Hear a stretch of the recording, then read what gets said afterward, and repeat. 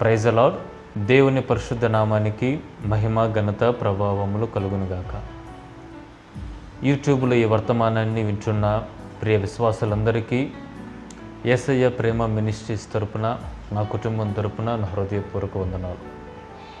ఈ రత్న ప్రశాంత్ ఫౌండేషన్స్ అనే ఈ ఛానల్లో వింటున్న ప్రతి ఒక్క దేవుని వర్తమానాలని మీరు వింటున్నారని, మీరు విశ్వాసంలో బలపడుతున్నారని నేను హృదయపూర్వకంగా నమ్ముతున్నాను. నా ప్రియ దేవుని బిడ్డలారా, ఈ దినము ఒక ప్రత్యేకమైన వర్తమానం ద్వారా పరిశుద్ధాత్మ దేవుడు మనల్ని బలపరుస్తున్నాడు. ఈనాడు అనేక మంది క్రైస్తవులు, క్రైస్తవ కుటుంబాలు పతనమైపోతున్నాయి.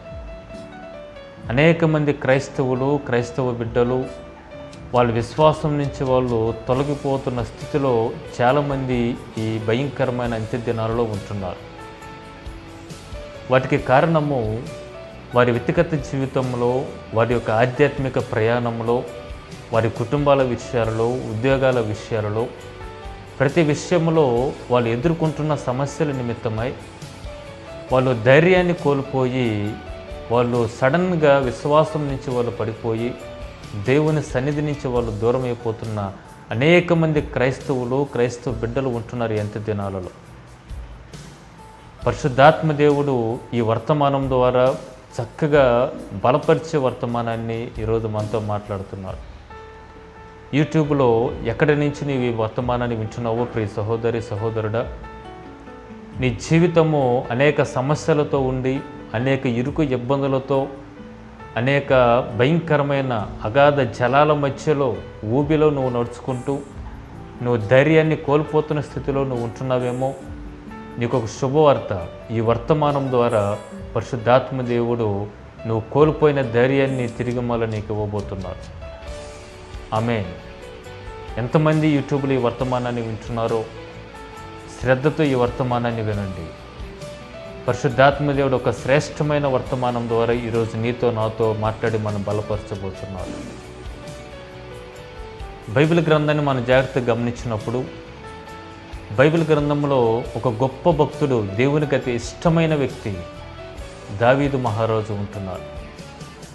దావీదు మహారాజు ఒకానొక సందర్భంలో ఒక మాట ఉంటున్నాడండి.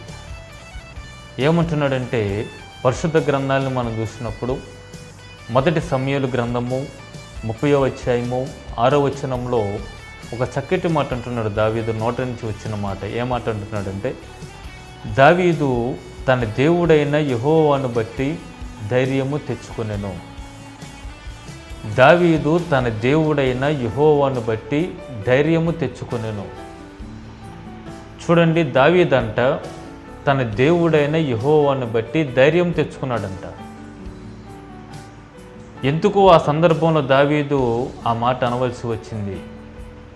ఒకసారి దావీదు జీవితాన్ని మనం జాగ్రత్తగా గమనించినప్పుడు, దావీదు జీవితాన్ని మనం జాగ్రత్తగా ధ్యానం చేసినప్పుడు, దావీదు జీవితం అంతా కూడా పోరాటంతో నిండి ఉంది. పోరాటాలతో నిండి ఉంది దావీదు జీవితం అంతా కూడా.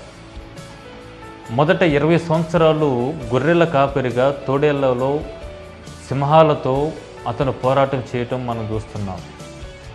తర్వాత సౌలు తన మామ అయినప్పటి నుంచి సౌలుతో పోరాటాలు చూస్తున్నాం. సౌలు వెంటబడుతున్నప్పుడు అరణ్యంలో, ఆ గుహలలో పరిగెడుచు ఈ సౌలుతో పోరాటాలు మనం చూస్తున్నాం. కంప్లీట్గా దావీదు జీవితాన్ని మనం జాగ్రత్తగా గమనించినప్పుడు తన ప్రాణమును గుప్పెట్టులో పెట్టుకొని అనేక సంవత్సరములు గుహాలలో జీవించిన రోజులు కూడా దావీదు జీవితంలో ఉన్నాయి. ప్రియ దేవుని బిడ్డలారా, యూట్యూబ్లో ఈ వర్తమానాన్ని వింటున్న ప్రియ క్రైస్తవుడా, దావీదు అంటున్నాడు తన దేవుడని యెహోవాను బట్టి ధైర్యం తెచ్చుకొనెను అని చెప్పి వాక్యం సెలవిస్తున్నది. దావీదు జీవితాన్ని మనం జాగ్రత్తగా గమనించినప్పుడు దావీదు జీవితం అంతా కూడా పోరాటాలతో నిండి ఉన్నది. సగం జీవితము తన ప్రాణాలను గుప్పెట్లో పెట్టుకుని అనేక సంవత్సరాలు గుహలలో జీవించిన రోజులున్నాయి దావీదు జీవితంలో. అంత మాత్రమే కాదు, దావీదు ఆ పోరాటంలో నిలిచి జయించి రాజ్యంలో స్థిరపడెను. కానీ తిరిగి తన అజాగ్రత్త వలన పాపంలో పడి ఆ పాప ఫలముతో ఇంచుమించు తన జీవితాంతము వరకు అతను పోరాడవలసి వచ్చింది దావీదు. ఎంతగా దావీదు పోరాడాడంటే తన సొంత సహోదరులు, తన చేత మేలు పొందినవారు, తన కడుపున పుట్టిన కుమారులు అందరూ కూడా దావీదును చంపాలని చెప్పి ఎంటబడుతున్నారు. వారందరితో కూడా దావీదు ఇంచుమించు తన జీవితాంతం కూడా పోరాటాలతో నిండి ఉన్న దావీదు జీవితం అంతా. ఒకసారి దావీదు జీవితాన్ని మనం జాగ్రత్తగా గమనించినప్పుడు ఇన్ని పోరాటాలు దావీదు ఎదుర్కొన్నాడు, కానీ అతని జీవితంలో చేదు అనేది కనిపించలేదు. దేవుణ్ణి దూషించలేదు, మరొకరు నిందించలేదు, తన విశ్వాసపు పోరాటమును విడిచిపెట్టలేదు. ఆమేన్. దావీదు ఇన్ని పోరాటాల మధ్యలో ప్రయాణించిన, తన ప్రాణాలు గుప్పెట్టులో పెట్టుకుని అరణ్యంలో పరిగెత్తిన, తన సొంత సహోదరులు, తన కడుపున పుట్టిన కుమారులు దావీదును చంపాలి అని చెప్పి ఎమటబడుతున్న దావీదు ఆ పోరాటాలలో తన విశ్వాసపు పోరాటాన్ని మాత్రం ఏమాత్రం కూడా విడిచిపెట్టలేదు. ప్రియ క్రైస్తవుడా, ఈరోజు నీ శ్రమలలో, నీ శోధనలో, నీ ఇరుకు ఇబ్బందులలో నీ యొక్క విశ్వాసపు పోరాటాన్ని నువ్వు విడిచిపెట్టకూడదు. ఆ విశ్వాసమును అట్లాగే గట్టిగా పట్టుకొని దావీదు అంటున్నాడు, నా దేవుడని యెహోవాను బట్టి నేను ధైర్యం తెచ్చుకున్నాను అని.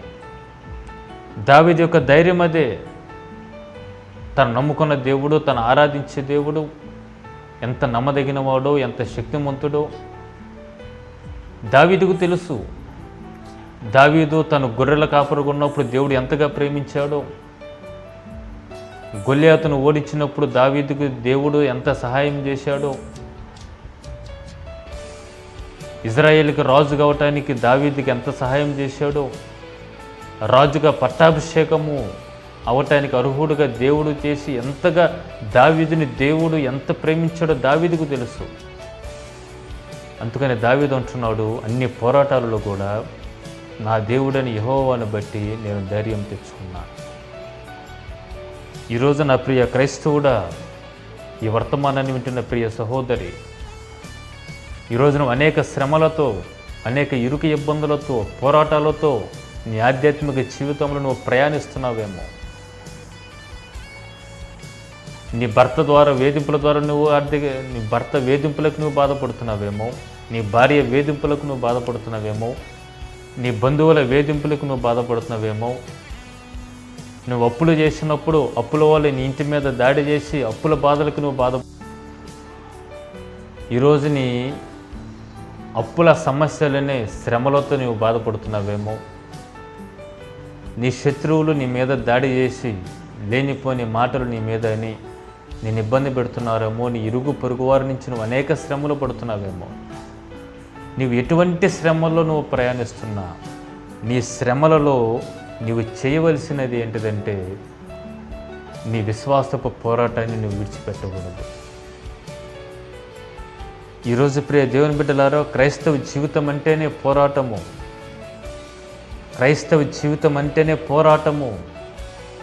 అనేక సార్లు మన చుట్టూ ఉన్న వారితో పోరాటములు వచ్చినప్పటికీ మనము పోరాడుతున్నది శరీరాలతో కాదు, కానీ ప్రధాన యాజకులతో, అధికారులతో, ప్రస్తుత అంధకార సంబంధాలకు లోకనాథులతో, ఆకాశ మండలమున దురాత్మ సమూహములతో మనం పోరాడుతున్నామని చెప్పి మనం ఎరిగి ఉండాలి.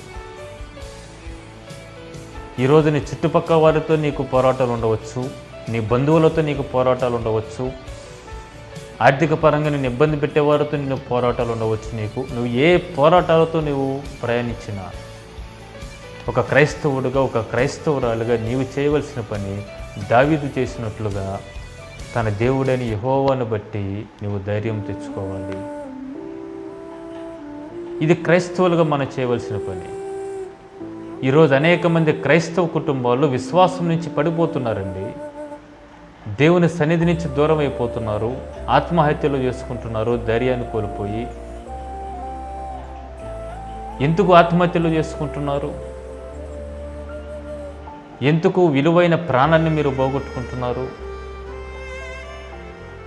నువ్వు ఆత్మహత్య చేసుకోవటానిక యేసుక్రీస్తు ప్రభువారు నీ కోసము 2000 సంవత్సరాల క్రితము సిలువలో మరణించింది? నువ్వు ధైర్యాన్ని కోల్పోవటానిక యేసుక్రీస్తు ప్రభువారు నీ కొరకు రక్తం చిందించింది? నో. ఈ వర్తమానాన్ని వింటున్న ప్రియ క్రైస్తవుడా, ప్రియ సహోదరి, దావీదు ఎన్ని పోరాటాలు పోరాడాడో చూడండి. ఎంత హింసలు, ప్రాణాలు గుప్పెట్టెలు పుట్టుకుని అరణ్యంలో పరిగెత్తాడు దావీదు. అయినప్పటికీ దావీదు అంటున్న మాట, నా దేవుడని యెహోవాను బట్టి నేను ధైర్యం తెచ్చుకున్నాను.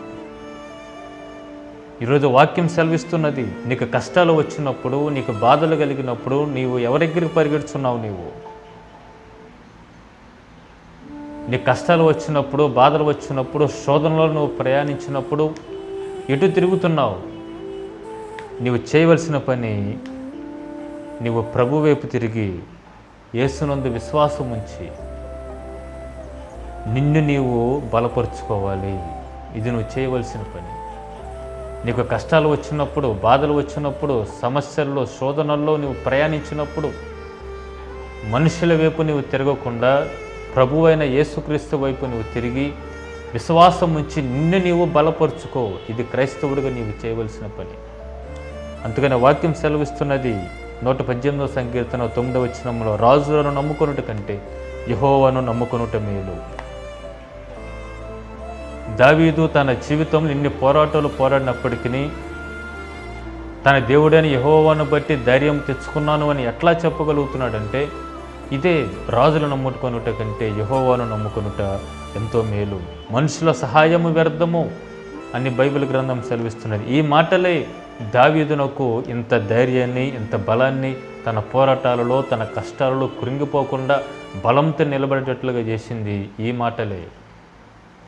ఈరోజు ప్రియ క్రైస్తవుడ, ప్రియ విశ్వాసి, నీ కష్టాలలో, నీ బాధలలో, నీ దుఃఖములో, నీ కన్నీటి నిట్టూర్పులో నీ ఎవరు నువ్వు ఆశ్రయిస్తున్నావు? మనుషులను నీవు ఆశ్రయిస్తే మనుషుల సహాయం వ్యర్థము. రాజులను నమ్ముకొనుట కంటే యెహోవాను ఆశ్రయించటం మేలు. ఈ మాటలు నీ హృదయంలో పదిలపరుచుకొని నువ్వెన్ని కష్టాలలో నువ్వు ప్రయాణించినా ఆ సిలువలో వేలాడుతున్న యేసుక్రీస్తు ప్రభువారి వైపు చూసి విశ్వసించి విశ్వాస పోరాటాన్ని నిలుపుకొని నిన్ను నీవు బలపరుచుకుంటే ధైర్యాన్ని కోల్పోకుండా ధైర్యంతో ఉండి నీ జీవితాన్ని నువ్వు గెలవగలుగుతావు. ఈరోజు ఒక్కటే చూస్తున్నా, అనేక మంది యవన బిడ్డలుండి, అనేక మంది యవనస్తులు వారి జీవితాన్ని పాడు చేసుకుంటున్నారు.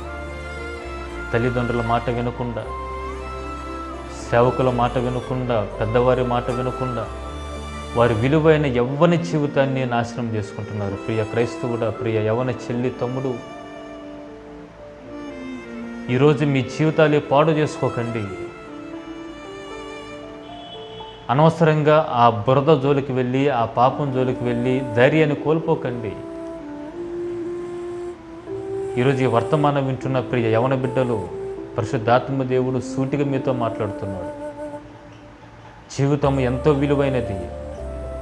యేసుక్రీస్తు ప్రభువారు మీ జీవితాలు ఎంతో ఫలవంతంగా ఉండాలని చెప్పి కోరుకుంటున్నాడు. ఆయన మీ యవన జీవితాన్ని పాడు చేసుకోవద్దు, మీ యవన కాలాన్ని పాడు చేసుకోవద్దు.